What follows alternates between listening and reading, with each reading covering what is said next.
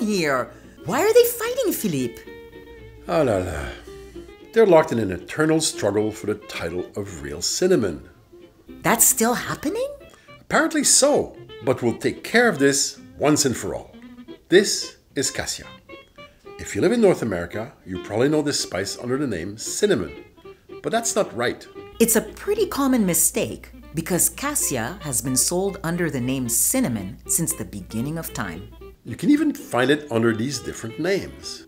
And this, my friends, is cinnamon, the real deal. There's a good chance that you've never seen it before, and that's because we don't find it easily in North America. Latin America is actually the biggest consumer of cinnamon. Mexico loves it so much that it's importing half of the world's production. But where does cinnamon come from? Well, Sri Lanka is the king of cinnamon.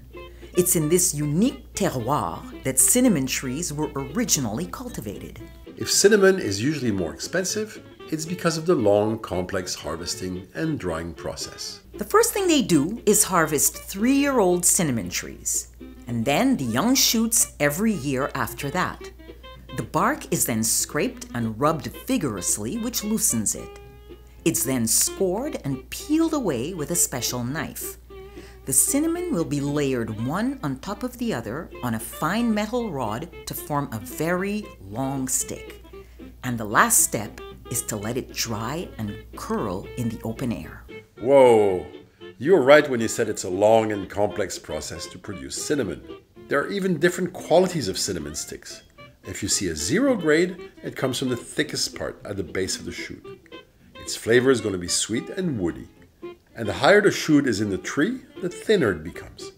The finest bark gives 0, 0, 0, 0, 0 grade or 5-0.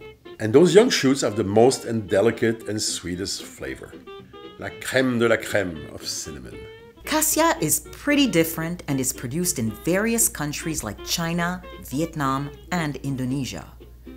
It comes from older trees that are usually at least 5 years old when the bark is harvested. The exterior of the bark is not always going to be scraped, but when it is, it's a sign of better quality. Once the fresh bark is pried loose from the wood, it is dried in the sun where it rolls up on itself. Cassia also has different quality grades. The best ones come from very old trees that have thicker barks.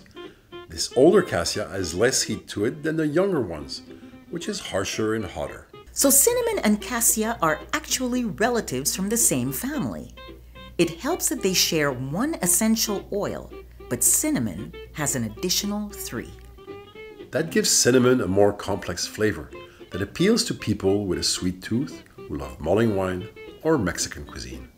Cassia, on the other hand, with its woody taste and heat, pairs well with classic American pie, an Indonesian curry, or Chinese cuisine. In spite of all the confusion and fighting, cinnamon and cassia can work pretty well together. Don't be surprised to see both in some Asian, African, and Middle Eastern spice blends like Ras El Hanout. There's always a place for harmony and love between different spices. So don't hesitate to use both in your kitchen. Just follow your nose and instincts when it's time to choose. You see? No need for fighting. Come on, kiss and make up, you guys.